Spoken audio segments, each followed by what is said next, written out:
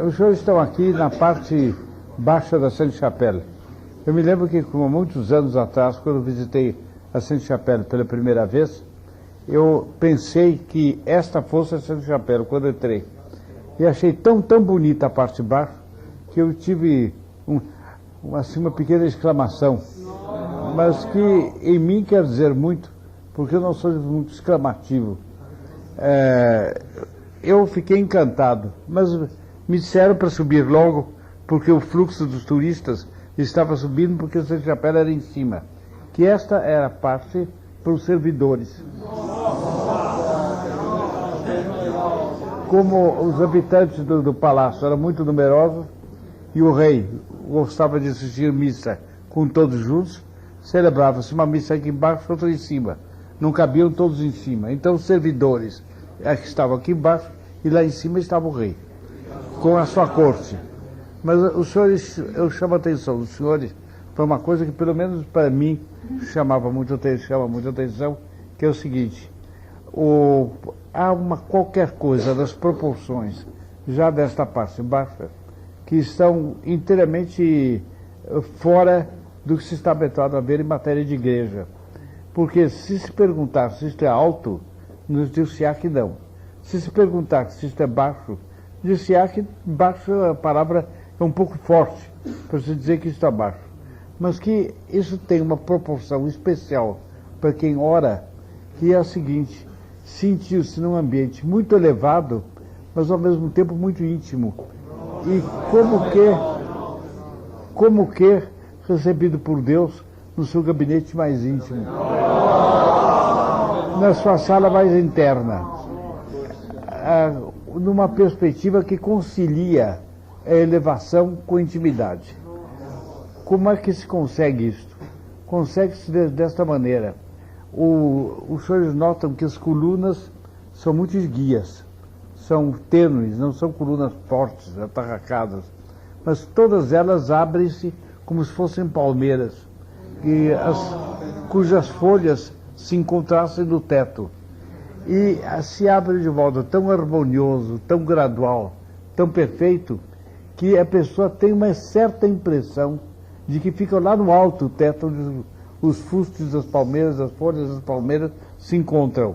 E que ao mesmo tempo, entretanto, este muito alto está muito ao alcance da gente, por onde se fica misteriosamente elevado.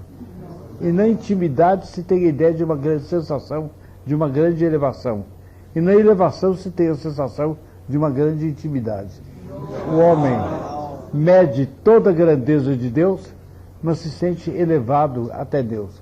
Afetuosamente, carinhosamente elevado até Deus.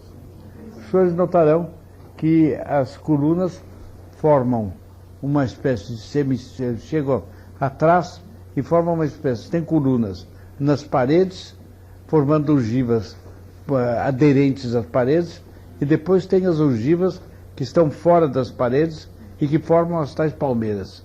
E a iluminação entra por esses vitrais muito bonitos que estão no alto. De tal maneira que, se não fosse o refletor elétrico, muito oportunamente colocado lá, para se ter uma ideia melhor daquilo que se gostaria de ver na penumbra, mas também fora da penumbra, se não fosse isto, nós deveríamos dizer que a penumbra, mas uma penumbra doce e suave, seria o elemento dominante dessa parte da Sainte-Chapelle. Os senhores notarão também, é evidente, a parte onde ficava o altar. E os senhores notam que, assim, esse espaço pequeno é dividido em várias partes, uma espécie de galeria de colunas lateral, depois o presbitério, depois do lado de cá a parte onde ficam os fiéis, e tudo para receber muita gente num espaço pequeno, ou para dar às pessoas que estão dentro do espaço a ideia de que é pequeno, apesar de estar lá muita gente. As ogivas exercem o seu incomparável fascínio sobre os espíritos. Os senhores veem como a ogiva é uma coisa bonita, e como o jogo de ogivas é mais bonito do que cada ogiva em particular. A Escritura diz que Deus quando criou o universo, repousou no sétimo dia, considerando a obra que tinha feito.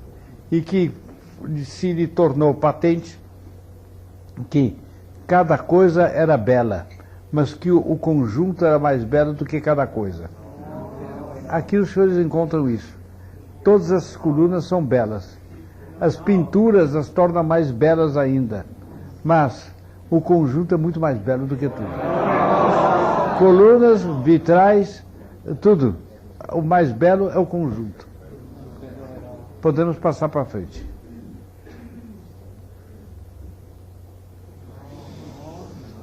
Bem, aqui, toda a leveza, o esguio, o elegante, o sobrenatural da Sainte-Chapelle se deixa ver. Os senhores notam o teto da Sainte-Chapelle e depois a torre. Mas notem aqui no teto, na parte de cá, um florão. No florão pousou um anjo. Mas o anjo está de uma tal proporção com o florão que a gente diria que se ele se movesse um pouco, o florão vergava, ele perderia o equilíbrio. É quase como se um pássaro pousasse sobre uma flor. E dir-se-ia que os ramos as pontas desses galhos têm uma espécie de ansiedade de chegar até o anjo e de acariciá-lo. O que, aliás, certamente não lhe será consentido. Se a força da árvore chegar até o ponto que lá chegam os galhos, eles vão ser cortados, para que não arranhem a obra-prima de escultura que é esse pequeno anjo colocado lá. Agora, os senhores notem a construção do teto. Como o ângulo no qual se encontram no alto os dois lados do teto é um ângulo pequeno, de maneira tal que o teto é quase que se poderia dizer apertado, o que aumenta a leveza do teto. Porque quanto mais o teto é esparramado, tanto mais dá a impressão de apertado. E quanto mais ele é de fato apertado, ele dá a impressão de que vai voar. E uma pessoa poderia ter a impressão que batendo um vento muito forte, essa Sainte-Chapelle voa. Ali está a torre. O campanário, vocês estão vendo que normalmente deveria haver sinos ali dentro. O campanário, depois a flecha que sobe. E que é uma espécie de símbolo e de gráfico do desejo do homem de subir até Deus. Os senhores considerem o céu de um azul bonito, meio rosáceo, meio azul, e se diria que é compreensível que até lá queira voar a Sainte-Chapelle, porque ela seria mais bonita, imaginada no meio das nuvens e construída no céu, do que na terra.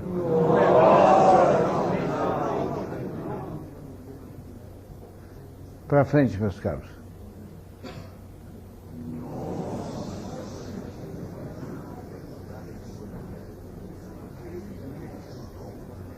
Aparecendo esse trabalho, muito bem fotografado, a impressão que todos tiveram se traduziu numa espécie de exclamação de grande parte do auditório. Nossa Senhora! E realmente essa exclamação é ultra fundada. Que maravilha de trabalho! Os senhores estão vendo o desenho qual é? Em torno de um ponto central se levantam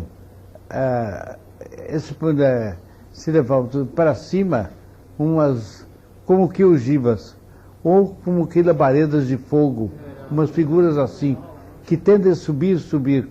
Depois para baixo o mesmo desenho é repetido pelas mesmas figuras com ligeiras diferenças, mas dão uma impressão de um mundo, de uma quantidade exuberante de trabalhos de escultura que deixam a pessoa verdadeiramente encantada.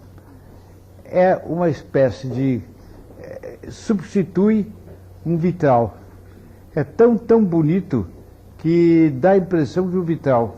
De fato, me dá a impressão de ser um fundo opaco, mas que tem toda a leveza e a fantasia de um vitral. É vitral? Não me parece. Bom, em todo caso, dir-se-ia que simplesmente eliminado assim, e ainda que fosse opaco, se justificaria pela sua beleza. Para gente. Imagem de São Luís situada numa das fachadas da Sainte-Chapelle. A fronte é cingida por uma coroa com flores de lis e as mãos portam uma cruz de trave dupla, então chamada de ultramar. Essa cruz passou a ser conhecida na França como Cruz d'Anjou e hoje em dia como Cruz de Lorena. A imagem, a meu ver, dá bem uma ideia do que poderia ter sido São Luís. Os senhores veem nele uma indiscutível majestade real. Não é a majestade de um rei agressor e anexador de terras que não lhe pertencem, mas é de um rei defensor firme, tranquilo de seu direito e seguro de terras que recebeu e sobre as quais tem o direito de mandar. Nesse sentido, um rei guerreiro, que vai à guerra, se necessário, como é seu dever, para manter a integridade de seu reino. E nesse sentido, a sua fisionomia traduz uma determinação, uma decisão que é muito bonita. A coroa não atingiu todo o desdobramento das coroas anteriores, mas o tamanho das flores de lis, o tamanho do diadema, lhes dá uma beleza tal que se pode questionar se as posteriores coroas fechadas, encimadas por uma cruz, são realmente mais bonitas do que essa.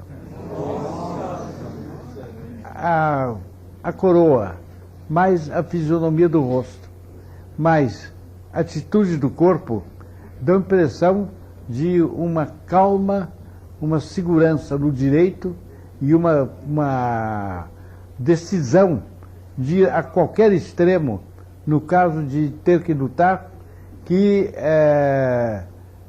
marcam bem o rei cruzado, o rei batalhador, que teve guerras que sustentar e numerosas durante o seu reinado, mas que soube orientar essas guerras de tal maneira que não só nelas foi vitorioso, mas na relatividade das coisas da Idade Média, o seu reinado foi um reinado de paz.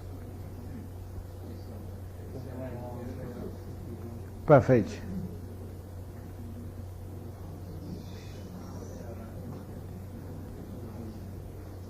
Aqui uma porta. Vocês veem aí, aqui está a imagem de São Luís, que nós admiramos há pouco.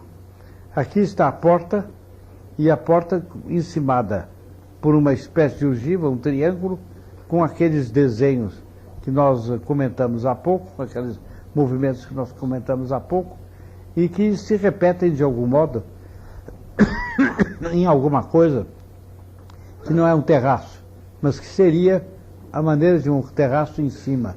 Parece umas grandes flores de lis, uma coisa assim, a sustentar uma balustrada.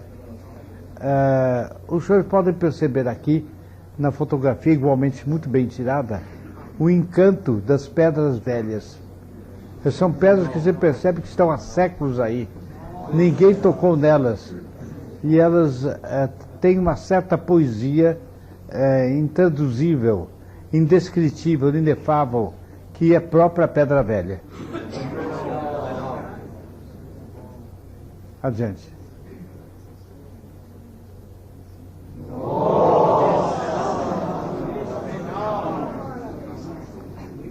Capela baixa, reservada aos servidores do palácio. Eu acho que é um engano, que essa é a capela alta.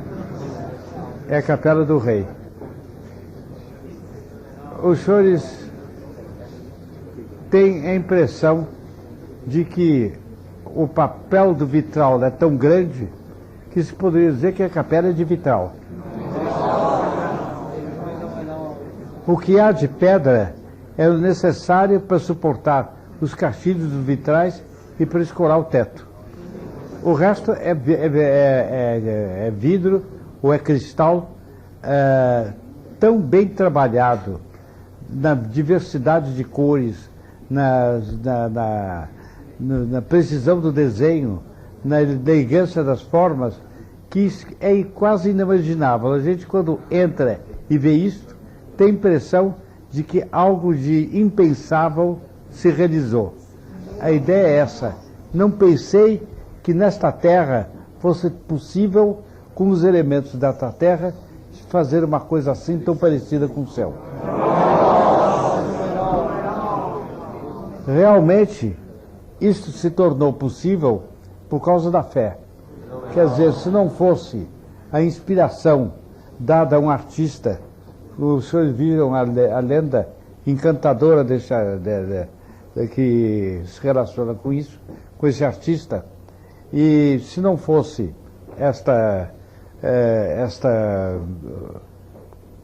o fato de que isto foi construído em séculos de fé, por artistas de fé, e que por almas, portanto, concebido por almas elevadas à vida sobrenatural, pela graça, e remidas, resgatadas pelo sangue preciosíssimo de nosso Senhor Jesus Cristo, que lhes abriu a porta do céu e lhes infundiu a abundância da graça.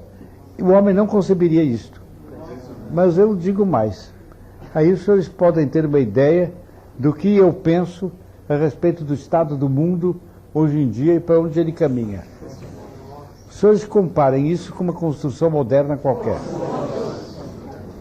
Para comparar com algo, os senhores comparem, por exemplo, com uma coisa que todo mundo acha inteiramente normal e onde todo mundo se sente inteiramente à vontade.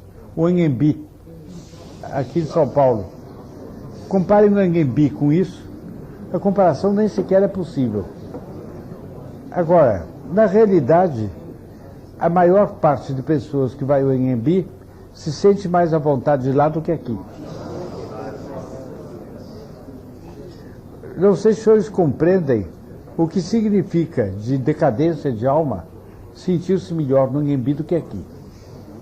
É uma coisa incalculável. Mas isso vai mais longe. Se ainda demorasse a bagar, o mundo a humanidade acabaria caindo tão baixo que acabariam destruindo isto para dar lugar para construir algum Anhembi. E se algum arquiteto, se isso não tivesse sido construído, mas algum arquiteto encontrasse esses planos e conseguisse e propusesse às autoridades construir isto, ele seria recusado. E todo mundo que visse isto acharia natural que ele fosse recusado. Por quê? Porque já não entendem mais. Onde as nossas almas se deliciam, se maravilham, aí eles, pelo contrário, se sentem mal. E onde as almas deles se maravilham, nós nos sentimos horrorosamente. São duas coisas diversas. Eu chamo a atenção dos senhores para o altar. É a parte de cima do altar que está aqui. Vejam como ela forma uma bonita harmonia com o resto. Os senhores vão ver agora, daqui a pouco, o resto do altar. Tudo vírgula.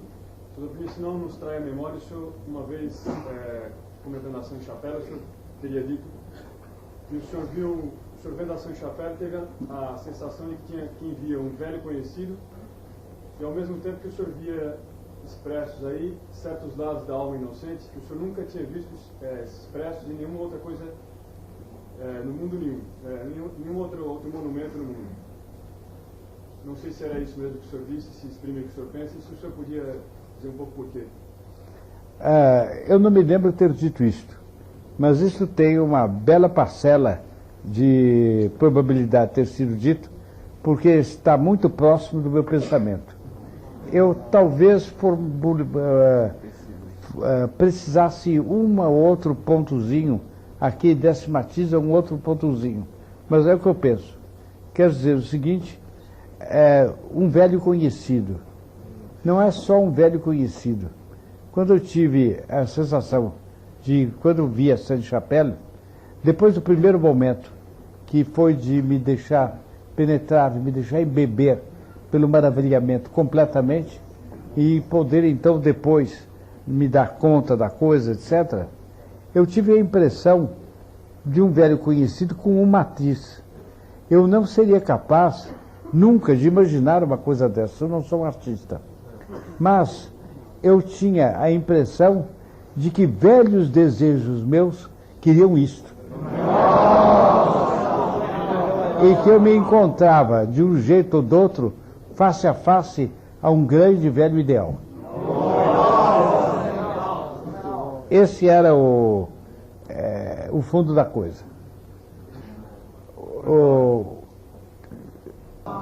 Mas o que há em tudo isso é uma inocência de alma extraordinária.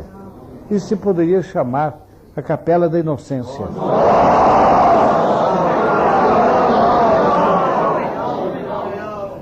Porque uma alma precisa ser profundamente inocente para conceber uma coisa dessas. Por quê? Por quê?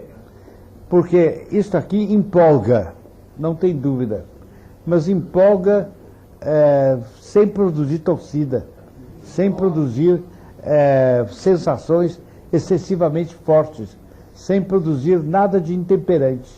Isto aqui é a obra-prima da temperança. Tudo é lindo, tudo é magnífico, tudo entusiasma, mas tudo recolhe e tudo reza nessa capela. Poder-se dizer que cada vitral, cada peça de vitral é uma oração, cada pedra é uma oração, cada ogiva é uma oração, em torno do centro da oração, que é o altar, onde vai se renovar de modo incruento o santo sacrifício do Calvário. E no alto do qual, os senhores estão vendo ali o lugar, no alto do qual vai ser exposto um espinho da coroa de Nosso Senhor Jesus Cristo. Dele, que nunca ninguém viu nele. Pecados que eram os pecados da contrição do inocente. E pecado, ele é o rei e representa, de algum modo, o povo perante Deus. Pecado de tanta gente do povo, de seu povo. E essa inocência se nota também no esguio, no elevado, que tende ao mais alto, etc, etc. E realiza um equilíbrio de alma extraordinário, porque empolgando a alma, evita umas certas representações de inocência, por onde a inocência nunca chegasse ao auge do entusiasmo. Aqui a alma chega ao auge do entusiasmo. Mas é um auge tão calmo, tão sereno, tão refletido, que é o auge da inocência, mas é o auge da contemplação, é o auge da meditação. Esse entusiasmo é comparável com os entusiasmos de um público que está assistindo a uma partida de boxe. Não, é preciso fazer comparações mais violentas para a gente ter ideia da realidade, mais ou menos como eu falo aqui da partida de boxe agora, como a bebedeira de um ébrio, com tudo quanto tem de delirante, é comparável ao que se chama a casta embriaguez do Espírito Santo. Quando o Divino Espírito Santo enche a alma e como que embriaga com suas luzes. Aqui é a casta embriaguez do Espírito Santo. Para frente, meus caros. Notem, é um pormenor, hein? Vendo o conjunto, vocês exclamaram Nossa Senhora. Aparece um pormenor, vocês exclamam de novo Nossa Senhora. A integridade dessa obra de arte, que vista nos seus pormenores, encanta, como se isto só já tornasse célebre uma capela. E tornaria. Qual é a cor disso? É uma soma de todas as cores, uma mistura de todas as cores. Os desenhos variam de vitral para vitral, os desenhos variam, mas na vista Essas cores formam um todo só, esses desenhos formam um todo só, imensamente variado e imensamente harmônico. Tem movimento e tem harmonia, tem estabilidade e ao mesmo tempo tem agilidade. Tem a Sainte-Chapelle.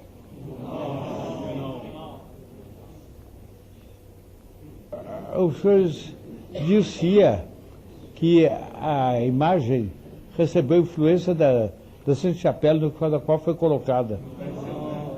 Os senhores notam que é um homem que está na porta da velhice, mas ainda com muita vitalidade. Olhem a abundância de cabelo dele, olhem a cara sisuda, mas ainda não envelhecida.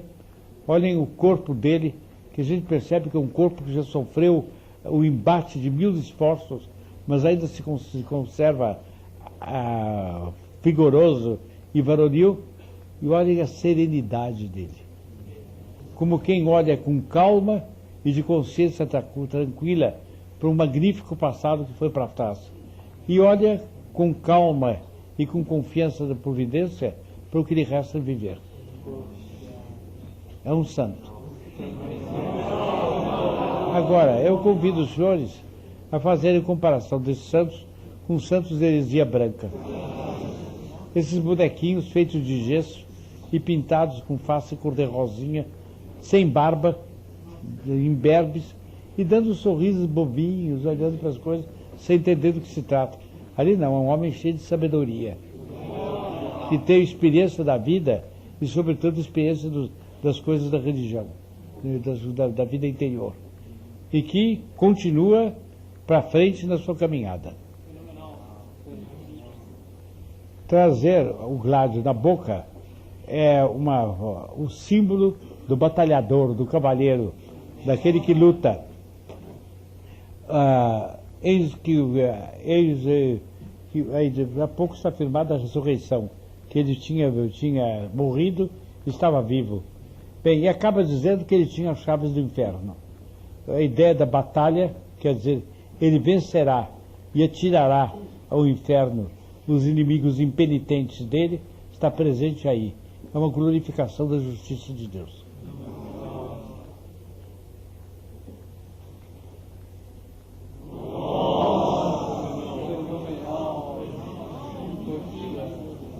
Os senhores viram que se trata de uma visão de São João no Apocalipse.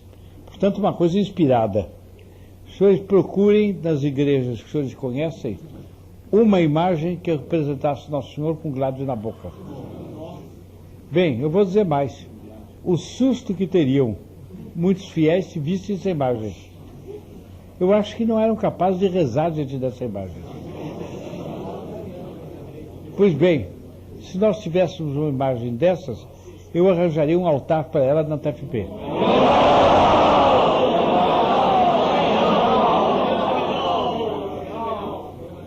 Nós adoramos todas as manifestações da divina mansidão de Nosso Senhor Jesus Cristo. Mas Nosso Senhor Jesus Cristo não há apenas a mansidão. Há também a força gladífera que traz o gládio, a justiça e a cólera. E como ele é perfeito, adoramos isto também nele. E não adoramos menos do que a sua mansidão divina. Aí nós temos então o que eu imagino de uma igreja no Reino de Maria. Uma imagem dessas, ou um imenso vitral desses, apresentando assim Nosso Senhor Jesus Cristo, exposto à devoção dos fiéis, para ele rezar, para ele pedir. Pedir o quê? Pedir temor a ele, o temor dele. Pedir temor do inferno com que ele ameaça aí. Pedir o horror do pecado pelo medo das penas do inferno. É o primeiro passo para depois amar inteiramente a Deus.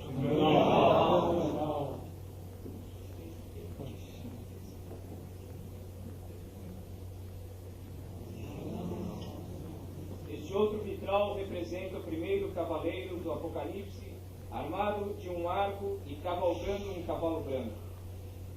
E olhei, e eis um cavalo branco, e o que estava montado sobre ele tinha um arco, e foi dado uma coroa, e saiu como vitorioso para continuar a vencer.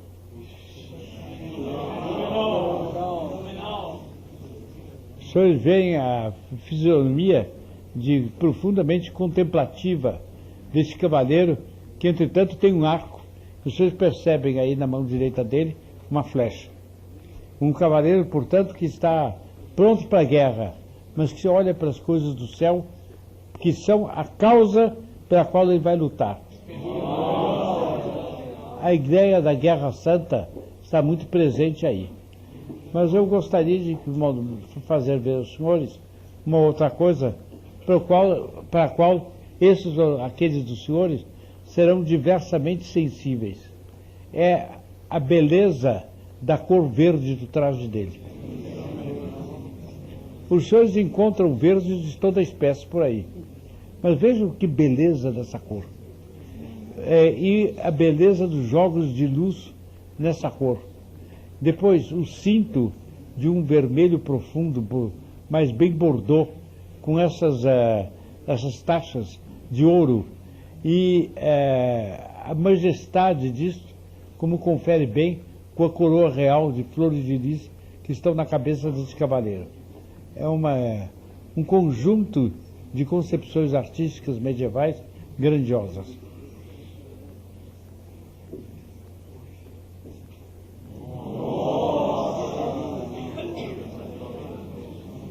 Vista noturna do Palais de Justiça, originariamente residência de São Luís.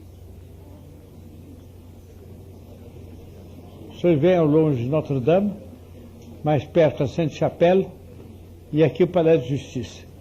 Mas vocês precisam imaginar bem, para ter uma ideia do que era a cristandade e do que era a Idade Média, vocês imaginarem bem uma noite em Paris.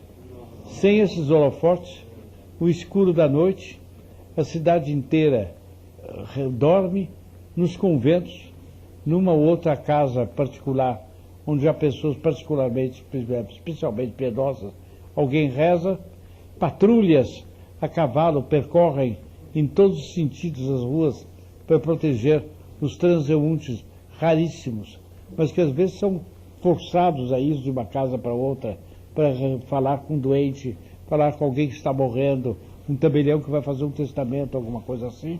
Então as patrulhas, para proteger esses raros transeuntes, andam a cavalo por todo lado e cantam canções para fazer entender longe que eles estão perto e que é só levantar um brado que eles acorrerão na direção daquele brado.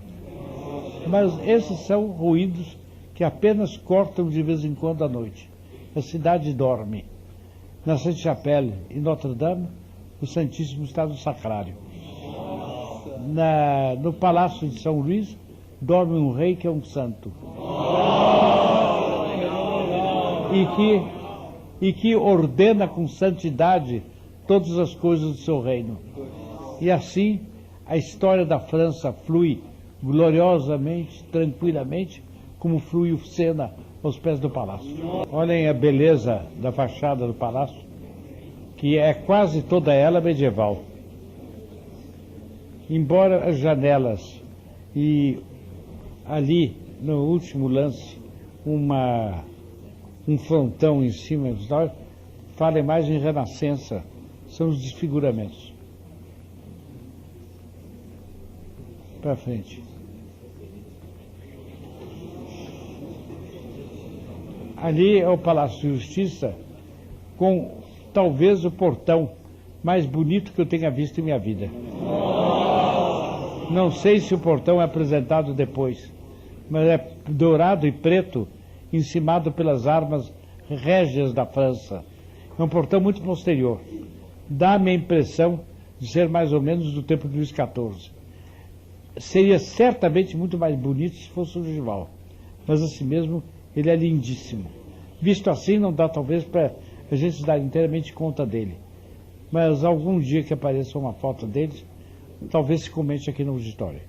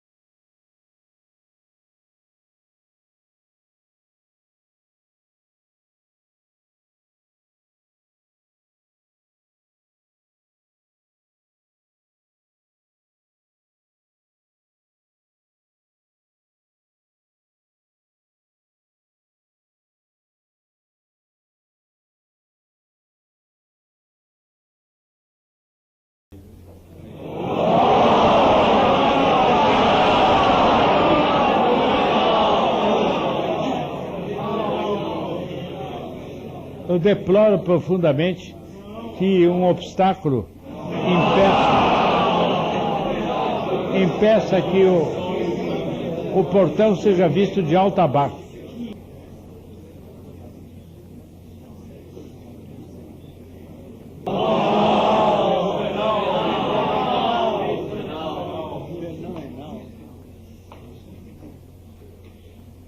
Para frente.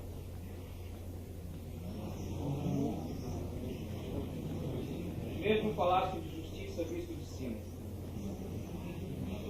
O senhor vê o tamanho do palácio, né?